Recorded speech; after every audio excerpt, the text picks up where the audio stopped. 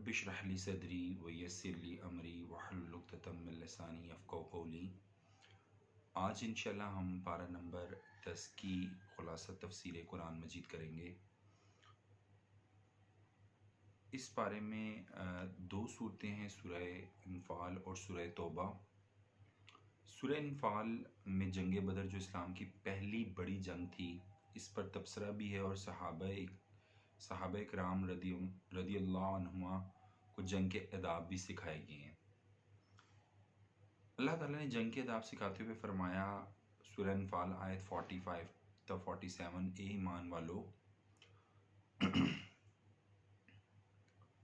ईमान वालो जब तुम किसी ग्रोह के मुकाबिल हो तो जम जाओ और अल्लाह को कसरत से याद करो ताकि तुम फलाह पाओ, और अल्लाह और इसके रसूल का हुक्म मानो। आपस में झगड़ा मत करो वरना बुज़दिल हो जाओगे और तुम्हारी हवा उखड़ जाएगी, और सब्र करो, बेशक अल्लाह सब्र करने वालों के साथ है। और इन काफिर लोगों की तरह ना हो जाओ जो अपने घरों से तकब्बुर और दिखलावा करते हुए निकले हैं, और वो अल्लाह के रास्ते से रोकते थे, और अल्लाह इसका जो वो कर रहे थे अहाता करने वाला था। कफारे मक्का जब जंग बदर की प्लानिंग कर रहे थे तो एक शख्स ने कहा कि अगर हम सब लोग अपने तिजारती काफिले की हिफाजत करने और मुसलमानों से लड़ने के लिए चले जाएं तो कोई ऐसा ना हो कि हमारा मुखालिफ कबीला बुग़्ज़ के नज़दीक बनु कनाना मक्का पर हमला कर दे और कब्ज़ा कर ले। ये बात सुनकर कुछ लोगों के दिल डगमगाने लगे। शैतान फ़ौरन मज़कूरा कबीले के सरदार सराका बिन मालिक की शक्ल में आया और कहने लगा, मैं अपने कबीले की तरफ से तुम्हें इत्मीनान दिलाने आया हूँ कि मेरा कबीला तुम्हारे पीछे मक्का पर हमला नहीं करेगा। तुम बेफिक्र होकर अपने काफिले को बचाने के लिए जाओ। फिर कहने लगा कि मजीद तुम्हारे इत्मीनान का कलब के लिए मैं खुद तुम्हारे साथ जाने के लिए तैयार हूँ। कुरैश अपने मुखालिफ कबीले की तरफ से बेखौफ हो गए तो मुसलमानों से लड़ने के लिए सब निकल खड़े हुए।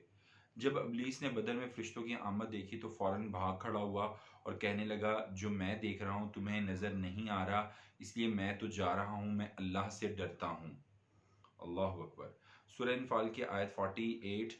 और जब शैतान ने इनके लिए इनके अमाल खुशनुमा बना दिए और कहा, आज तुम पर लोगों में से कोई गालिब आने वाला नहीं और यकीनन मैं तुम्हारा हमायती हूँ। फिर जब दोनों जमातों ने एक दूसरे को देखा तो वो अपनी एड़ियों पर वापस पलटना, और इसने कहा कि बेशक मैं तुमसे बरी हूँ, बेशक मैं वो कुछ देख रहा हूँ जो तुम नहीं देख रहे, बेशक मैं अल्लाह से डरता हूँ और अल्लाह बहुत सख्त अजाब वाला है। इसका मतलब ये है कि शैतान गलत राह पर डालने के लिए कभी दोस्तों और कभी दुश्मनों के रूप में आ जाता है और इंसान को गुमराह करता है। कौमें बुज़दिली और नामर्दी से नहीं बचा करती, हमेशा वही कौम दुश्मन से महफूज रहती है जो हर वक्त लड़ने और मरने मारने पर तैयार बैठी हो। 84 घर में दाखिल होने की चोर इसी घर में दाखिल होने की कभी जुर्रत नहीं करता जिस घर के बासी जाग रहे हों। चोर इसी घर में नकब जनी करता है जिनके बारे में इसे यकीन हो कि वो गफलत की नींद सो चुके हैं। इसलिए अल्लाह ताला ने मुसलमानों को दफा के लिए दो बातों का हुक्म दिया। हमेशा तैयारी की हालत में रहें, अपने दिफा पर ज़्यादा से ज़्यादा खर्च करना चाहिए, क्योंकि जो कौम दफा के मामले में बुखल से काम लेती है, इनके अमवाल दुश्मनों की तिजोरियां भरने के काम आते हैं। फरमाया सूरह इन्फाल के आयत 60 में, और इनके मुकाबले के लिए कुव्वत से और घोड़े बांधने से तैयारी करो जितनी कर सको, जिसके साथ तुम अल्लाह के दुश्मन को और अपने दुश्मन को और इनके अलावा कुछ दूसरों को डराओगे जिन्हें तुम नहीं जानते। अल्लाह इन्हें जानता है, और तुम जो चीज़ भी अल्लाह के रास्ते में खर्च करोगे वो तुम्हारी तरफ पूरी लौटाई जाएगी और तुम पर जुल्म नहीं किया जाएगा। आयत के अल्फाज से बिल्कुल वाज़िह है कि जंग के लिए तैयार रहने का मकसद हरगिज़ ये नहीं कि मुसलमानों का मिजाज लड़ने और मारने वाला बना दिया जाए। ये सिर्फ दुश्मनों को डरा कर लड़ाई से दूर रखने के लिए है। वरना मुसलमान अमन पसंद और सुलह जो होता है, जो अगली आयत में ही फरमाया सूरह अनफाल के आयत 61 में। और अगर वो सुलह की तरफ माइल हों तो फिर आप भी इसकी तरफ माइल हो जाओ और अल्लाह पर भरोसा करो, बेशक वही सब कुछ सुनने वाला, सब कुछ जानने वाला है। लेकिन जो लोग मुश्किल वक़्त पड़ने पर पाँव में पड़ जाएँ लेकिन मौका मिलते ही आपका गिरबान पकड़ लें, ऐसे लोगों को माफ़ ना करो। सूरह अनफ़ाल की आयत 56-57 में अल्लाह पाक फरमाते हैं, वो लोग जिनसे तुमने अहद बाँधा और वो हर बार अपना अहद तोड़ देते हैं और वो परहेज़ नहीं करते, बस अगर तू इन्हें लड़ाई में पाए तो इन पर ऐसी कारी ज़रब लगा कि इनके पिछले भी भगा खड़े हों। इस तरह मुमकिन है कि वो नसीहत पकड़ें। हकीकी मोमिन कौन है? अल्लाह ताला ने सच्चे मोमिनों की तारीफ करते हुए फरमाया सूरह अनफाल की आयत 74 में, और जो लोग ईमान लाए और उन्होंने हिजरत की और अल्लाह की राह में जिहाद किया और जिन लोगों ने जगह दी और मदद की, वही सच्चे मोमिन हैं। इन्हीं के लिए बड़ी बख्शिश और बाइज्जत रिज़्क है। इस आयत में अल्लाह ताला ने इस्लाम के लिए अपना घर-बार छोड़कर हिजरत करने वालों और इन्हें बसाने के लिए हर तरीके से इनकी मदद करने इंसार को हकीकी मोमिन करार दिया है। सूरह तौबा जज़ीरा अरब का सियासी और मज़हबी मरकज़ मक्का था। जब तक मक्का कुरैश के कब्ज़े में था, सारा अरब इनके साथ था। उन्होंने कभी मुसलमानों को अहमियत ही नहीं दी थी या बुग़्ज़ वो बाज़ इंतज़ार कर रहे थे कि मुसलमान कुरैश में कौन जंग जीतता है, जो फ़ातिह होगा इसे हम कदम हो जाएंगे। सन 8 हिजरी में जब मुसलमानों ने मक्का फ़तह कर लिया तो अरब की सियासी और मजहबी क़यादत मुसलमानों के हाथ आ गई। तो अरब कबाइल की अक्सरियत ने इस्लाम कबूल कर लिया, ये इस्लाम की हकूमत कबूल कर लिया। मदीना एक बाकायदा और मजबूत सल्तनत में ढल गया। तो इस सूरत का इब्तदाई हिस्सा नाजिल हुआ जिसमें मुशरिके कबाइल और काफिर हुकूमतों के साथ इस्लामी हुकूमत की खारजा पॉलिसी के असूल बयान किए गए हैं। जब इस्लाम जजीरा अरब पर गालिब आ गया तो आसपास की हुकूमतों ने कान खड़े किए, इन्हें खतरे का अलार्म सुनाई देने लगा। इस दौर की सबसे बड़ी ताकत रोम ने मदीने पर हमला करके इस्लामी हुकूमत को ख़त्म करने का प्रोग्राम बना लिया। रसूलुल्लाह सल्लल्लाहु अलैहि वसल्लम को अपने ज़राए से इसकी इतला मिल गई तो रसूलुल्लाह सल्लल्लाहु अलैहि वसल्लम ने मदीना में बैठकर इनका इंतज़ार करने के बजाय सन 9 हिजरी माह रजब में 30,000 का लश्कर लेकर निकले और रोम की सरहद तबूक में जाकर डेरा डाल दिया। कैसर रोम ने मुसलमानों की ये जुर्रत देखी तो मैदान में आने से इनकार कर दिया। रसूलुल्लाह सल्लल्लाहु अलैहि वसल्लम ने वहां 20 दिन क़याम फरमाया। आसपास की कई छोटी मोटी रियासतों ने जो पहले कैसर के ताबे थी, जजिया के एवज में इस्लामी रियासत की इताअत कबूल कर ली।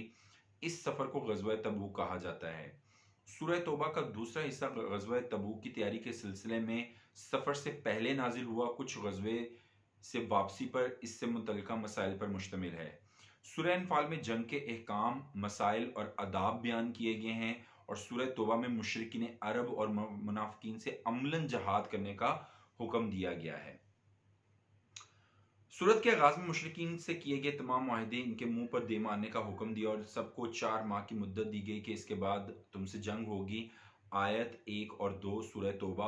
अल्लाह और इसके रसूल की जानिब से इन मुशरिकों की तरफ बरी ज़िम्मा होने का ऐलान है जिनसे तुमने मुआहिदा किया था। तो इस सरजमीन में 4 माह चलो फिरो और जान लो कि तुम अल्लाह को आजिज़ करने वाले नहीं, और ये कि अल्लाह काफिरों को रुसवा करने वाला है। सूरह तौबा आयत 4। मगर मुशरिकों में से वो लोग जिनसे तुमने अहद किया, फिर उन्होंने तुमसे अहद में कुछ कमी नहीं की और ना तुम्हारे खिलाफ किसी की मदद की, तो इनके साथ इनका अहद इनकी मुद्दत तक पूरा करो।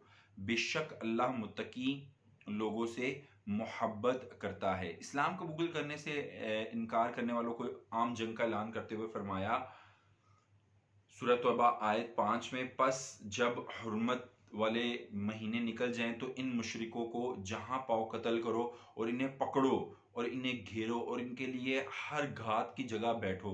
फिर अगर वो तौबा कर लें और नमाज कायम करें और ज़कात अदा करें तो इनका रास्ता छोड़ दो। बेशक अल्लाह बेहद बख्शने वाला, नहायत रहम वाला है। काबा दीन इस्लाम का मरकज़ और तहजीब इस्लामी का गवारा और मजहर है, इसलिए मुशरिकीन के मस्जिद हराम में दाखिले पर पाबंदी आयद कर दी। सूरह तौबा आयत 28। लोगों जो ईमान लाए हो, बात यही है कि मुशरिक लोग नापाक है, बस वो अपने इस साल के बाद मस्जिद हराम के करीब ना आएं।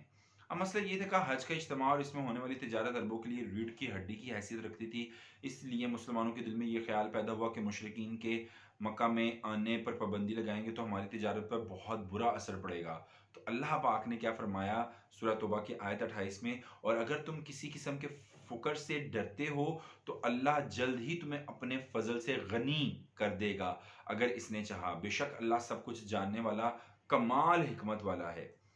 अल्लाह ने जंग का ये मतलब हरगिज़ नहीं कि अब किसी को पनाह नहीं दी जाएगी, बल्कि ऐन हालत जंग में भी दुश्मन का कोई गिरोह या फ़र्द तुमसे पनाह तलब करता है तो पनाह देने से इनकार ना करें, इसे पनाह भी दें और महफूज जगह पर पहुंचा कर आएँ।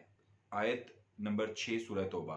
और अगर मुशरिकों में से कोई तुझसे पनाह मांगे तो इसे पनाह दे दें, यहाँ तक कि वो अल्लाह का कलाम सुने, फिर इसे इसकी अमन की जगह पर पहुंचा दें। ये इसलिए कि बेशक वो ऐसे लोग हैं जो इल्म नहीं रखते। मुशरिकीन अरब में से जिन सरदारों ने माहदे तोड़े और इनके खिलाफ सरगर्मियां दिखाई थी, इनके खिलाफ जहाद करने का हुक्म,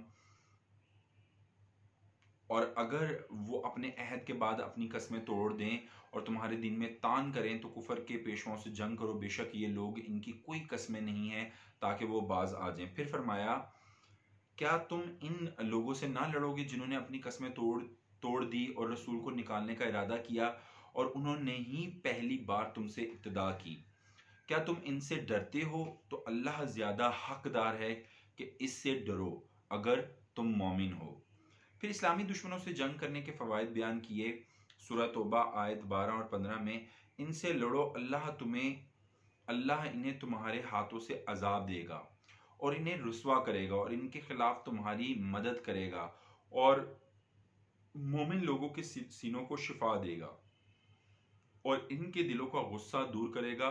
और अल्लाह तौबा की तौफीक देता है जिसे चाहता है और अल्लाह सब कुछ जानने वाला, कमाल हिकमत वाला है। यानी हो सकता है कि कोई डर कर ही इस्लाम कबूल कर ले और जहन्नम से बच जाए। ईमान के बगैर ईमान बेफ़ायदा है। मुशरिकीन अरब खसूस कुरैश समझते थे कि बैतुल्लाह का इंतज़ाम और इंसराम हमारे पास है, हम हज का इंतज़ाम करते हैं, हम अल्लाह के मेहमान हाजियों की खिदमत करते हैं, इसलिए हमारा दिन कैसे गलत हो सकता है। तो अल्लाह ताला ने फरमाया सूरह तौबा की आयत 19 में, क्या तुमने हाजियों को पानी पिलाना और मस्जिद हराम को आबाद करना इस जैसा बना दिया जो अल्लाह और यौम आखिरत पर ईमान लाया और इसने अल्लाह के रास्ते में जहाद किया, ये अल्लाह के यहाँ बराबर नहीं है और अल्लाह जालिम लोगों को हदायत नहीं देता। यानी अल्लाह के यहाँ असल ईमान लाने की है। ईमान के बगैर मस्जिद हराम की खिदमत करना और हजाज को पानी पिलाने जैसा काम अल्लाह की नज़र में कुछ हैसियत नहीं रखते। दुनिया की हर चीज़ से बढ़कर अल्लाह और अल्लाह के रसूल सल्लल्लाहु अलैहि वसल्लम से मोहब्बत करने का हुक्म। ईमान महज ज़ुबान से कलमा पढ़ लेने का नाम नहीं, बल्कि ईमान का मतलब है कि दुनिया की हर चीज़ से बढ़कर अल्लाह और रसूलुल्लाह सल्लल्लाहु अलैहि वसल्लम से ताल्लुक़ पैदा किया जाए। इरशाद बारी ताला है सूरह तौबा की आयत 23 और 24 में, ए लोगों जो ईमान लाए हो, अपने बापों और अपने भाइयों को दोस्त ना बनाओ।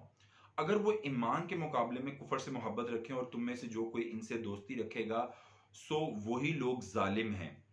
कह दें, अगर तुम्हारे बाप और तुम्हारे बेटे और तुम्हारे भाई और तुम्हारी बीवियां और तुम्हारा खानदान और वो अमवाल जो तुमने कमाए हैं और वो तिजारत जिसके मंदा पड़ने से तुम डरते हो और रहने के मकानात जिन्हें तुम पसंद करते हो, तुम्हें अल्लाह और इसके रसूल और इसकी राह में जहाद करने से ज़्यादा महबूब हैं, तो इंतज़ार करो यहाँ तक कि अल्लाह अपना हुक्म ले आए और अल्लाह नाफरमान लोगों को हदायत नहीं देता। यहूदियों ने सारा से जहाद करने का हुक्म मुशरिकीन अरब को ज़ेर कर लेने के बाद यहूदियों ने सारा से जहाद करने का हुक्म दिया है, चूँकि वो अल्लाह ताला, रसूलों, किताबों और यौम आखिरत पे ईमान लाते थे। अलबत्ता आखिरुज़्ज़मान नबी मोहम्मद सल्लल्लाहु अलैहि वसल्लम पर ईमान लाने को तैयार ना थे। इसलिए इनके बचने की एक इजाफी सूरत रख दी कि अगर वो इस्लाम कबूल नहीं करते तो जजिया देकर मुस्लिम रियासत के शहरी बन सकते हैं। सूरह तौबा की आयत 29, लड़ो इन लोगों से जो ना अल्लाह पर ईमान रखते हैं और ना यौम आखिरत पर और ना इन चीज़ों को हराम समझते हैं जो अल्लाह और इसके रसूल ने हराम की हैं, और ना दीन हक को इख्तियार करते हैं इन लोगों में से जिन्हें किताब दी गई है, यहाँ तक कि वो हाथ से जजिया दे और वो हकीर हों। फ़लसफ़ा जहाद क्या है? जहाद का हुक्म देने से कोई ये ना समझ ले कि इस्लाम कोई मार धाड़ का दीन है, बल्कि इस्लाम का मायने अमन और सलामती है। वो लड़ाई झगड़े को बिल्कुल पसंद नहीं करता, बल्कि इसके साथ ये भी समझ लेना चाहिए कि इस्लाम खालिक कायनात का सच्चा और आखिरी दीन है।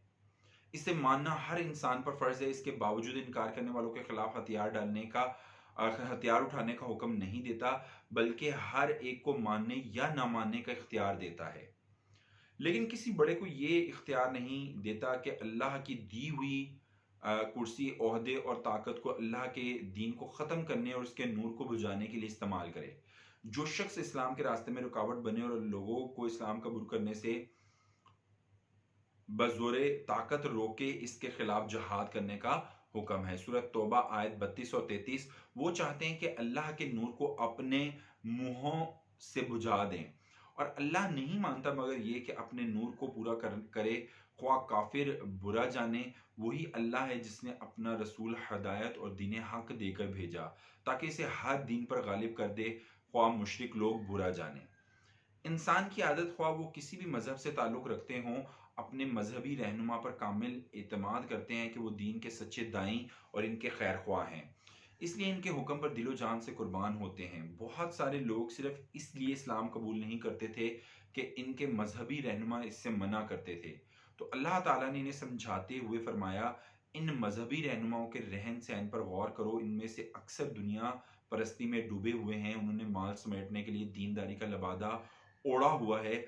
असल इनका मता नजरे माल होता है। वो दीन की बात बताकर मिले या इसे रोकर, ऐसे रहनुमा इस दौर में भी थे और आज भी मौजूद हैं। इनके मुतालिक अल्लाह ताला ने फरमाया सूरह तौबा की आयत 34 में, ए लोगो जो ईमान लाए हो, बेशक बहुत से आलिम और दरवेश यकीनन लोगों का माल बातिल तरीके से खाते हैं और अल्लाह के रास्ते से रोकते हैं, और जो लोग सोना और चांदी खजाना बनाकर रखते हैं और इसे अल्लाह के रास्ते में खर्च नहीं करते, तो इन्हें दर्दनाक अजाब की खुशखबरी दें। इससे मालूम हुआ कि मजहबी रहनुमाओं पर भी अंधा इत्माद नहीं करना चाहिए। दुरुस्त तरीका यह है कि कुरान और सुन्नत की तालीम हासिल करनी चाहिए, फिर इसकी रोशनी में रहनुमाओं की बात सुननी चाहिए और माननी चाहिए। अल्लाह ताला के बनाए हुए कैलेंडर में तब्दीली करना या इसकी पासदारी ना करना गुनाह है। अल्लाह ताला ने तख्लीक कायनात के दिन से एक कैलेंडर तजवीज़ फरमाया जिसमें साल में 12 माह हैं और इनमें से 4 माह हुर्मत वाले हैं। इनकी पासदारी ना करना या इनमें किसी किस्म की तब्दीली करना कुफर है। सूरह तौबा की आयत 36 और 37 में, बेशक महीनों की गिनती अल्लाह के नज़दीक अल्लाह की किताब में 12 महीने हैं। जिस दिन इसने आसमान और ज़मीन को पैदा किया, इनमें से 4 हुर्मत वाले हैं। यही सीधा दीन है। सो इनमें अपनी जानों पर जुल्म ना करो और मुशरिकों से हर हाल में लड़ो जैसे वो हर हाल में तुमसे लड़ते हैं, और जान लो कि अल्लाह मुत्तकी लोगों के साथ है। हकीकत यही है कि महीनों को पीछे कर देना कुफर में ज्यादती है, जिसके साथ वो लोग गुमराह किए जाते हैं जिन्होंने कुफर किया। एक साल इसे हलाल कर लेते हैं और एक साल इसे हराम कर लेते हैं ताकि इनकी गिनती पूरी कर लें। जो अल्लाह ने हराम किए हैं, फिर जो अल्लाह ने हराम किया इसे हलाल कर लें। इनके बुरे अमाल इनके लिए खुशनुमा बना दिए गए हैं और अल्लाह काफरों को हदायत नहीं देता। जहां से इनकार करने वालों को अज़ाब की धमकी अल्लाह ताला ने जहाज से भागने वालों को मुखातिब करके फरमाया सूरह तौबा की आयत 38 और 39 में, ए लोगो जो ईमान लाए हो, तुम्हें क्या है कि जो तुमसे कहा जाता है कि अल्लाह के रास्ते में निकलो तो तुम जमीन की तरफ नहायत बोझल हो जाती हो। क्या तुम आखिरत के मुकाबले में दुनिया की जिंदगी पर खुश हो गए हो? तो दुनिया की जिंदगी का सामान आखिरत के मुकाबले में नहीं है, मगर बहुत थोड़ा। अगर तुम ना निकलोगे तो वो तुम्हें दर्दनाक अजाब देगा और बदल कर तुम्हारे अलावा और लोग ले आएगा, और तुम इसका कुछ नुकसान ना करोगे, और अल्लाह हर चीज पूरी तरह कादिर है। मजीद फरमाया सूरह तौबा आयत 41 में, निकलो हल्के और बोझल और अपने मालों और अपनी जानों के साथ अल्लाह के रास्ते में जहाद करो, ये तुम्हारे लिए बेहतर है अगर तुम जानते हो। मुनाफिकीन का जहाद से फरार की मजम्मत। मुनाफिक चूंकि मुफाद परस्त होता है, जहां इसे जाती मुफाद नजर आए सबसे आगे खड़ा हो जाता है, और जहां जाती मुफाद दिखाई ना दे वहां वो मुख्तलिफ हीलो बहानों से भाग जाता है। ग़ज़वा तबूक रसूलुल्लाह सल्लल्लाहु अलैहि वसल्लम और मुसलमानों की ज़िंदगी का मुश्किल तरीन ग़ज़वा था। सख्त गर्मी का मौसम खजूर बिल्कुल पक कर तैयार थी, जिन पर मदीना वालों की ग़िज़ा का इन्हिसार था। लंबा सफ़र, ज़्यादे राह की बेहद कमी और दुनिया की सबसे बड़ी ताकत कैसर रूम से मुकाबला। मुनाफिक इस जहाद में शिरकत को खुदकुशी समझते थे, इसलिए वो मुख्तलिफ हीले बहाने करके इजाज़त तलब करने लगे। अल्लाह पाक ने सूरह तौबा की आयत 42 टू 45 में फिर इरशाद फरमाया, अगर नज़दीक समान और दरमियाना सफ़र होता तो वो ज़रूर तेरे पीछे जाते, लेकिन इन पर फासला दूर पड़ गया और अनकरीब वो अल्लाह की कसम खाएंगे कि अगर हम ताकत रखते तो तुम्हारे साथ ज़रूर निकलते। वो अपने आप को हलाक कर रहे हैं और अल्लाह जानता है कि बेशक वो ज़रूर झूठे हैं। अल्लाह ने तुझे माफ़ कर दिया, तूने इन्हें क्यों इजाज़त दी? यहाँ तक कि तेरे लिए वो लोग साफ ज़ाहिर हो जाते, जिन्होंने सच कहा और तू झूठों को जान लेता। तुझसे वो लोग इजाज़त नहीं मांगते जो अल्लाह और यौम आखिरत पर ईमान रखते हैं, इससे कि अपने मालों और अपनी जानों के साथ जहाद करें। और अल्लाह मुत्तकी लोगों को खूब जानने वाला है। तुझसे इजाज़त सिर्फ वो लोग मांगते हैं जो अल्लाह और यौम आखिरत पर ईमान नहीं रखते और इनके दिल शक में पड़े हुए हैं। सूरा सो वो अपने शक में हैरान फिरते हैं। मुनाफिकीन के मुसलमान के सदकात पर तानाजनी। जंग तबूक में माशी हालात नहायत सख्त थे। रसूलुल्लाह सल्लल्लाहु अलैहि वसल्लम ने चंदे की अपील फरमाई। सहाबा कराम रदियल्लाहु अन्हुमा घर में जो कुछ था लेकर हाजिर हुए। बाद सहाबा गरीब थे, इनके पास सदका करने को कुछ भी नहीं था। एक सहाबी ने सदके में माल देने के लिए एक यहूदी के यहाँ मजदूरी की, जो कुछ मिला आधा लेकर हाजिर हो गया। ऐसा कोई एक मुसलमान नहीं था, कई अशखास की यही हालत थी। मुनाफिकीन जब सहाबे कराम रदी अल्लाह अन्हुम को सदका ले जाते हुए देखते तो ताना जनी करते। अगर कोई ज्यादा सदका लेकर आ रहा होता तो इस पर रियाकारी की तोहमत लगा देते, और अगर कोई गरीब थोड़ा सामान लाता, इसे कहते क्या इतना सदका करने से तुम रोम को फतह करने चले हो? फरमाया सूरह तौबा की आयत 79 में, वो लोग जो सदकात में खुद खुश दिली से हिस्सा लेने वाले मोमनों पर तान करते हैं और इन पर भी जो अपनी मेहनत के सिवा कुछ नहीं पाते, सो वो इनसे मजाक करते हैं। अल्लाह ने इनसे मजाक किया है और इनके लिए दर्दनाक अजाब है।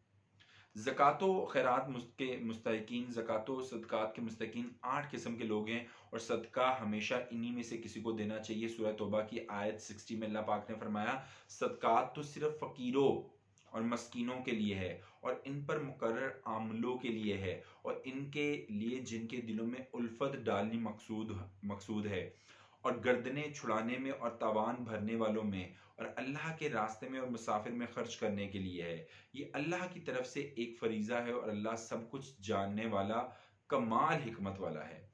मुनाफिक हमेशा अच्छे कामों से रोकते और बुरे कामों का हुक्म देते हैं।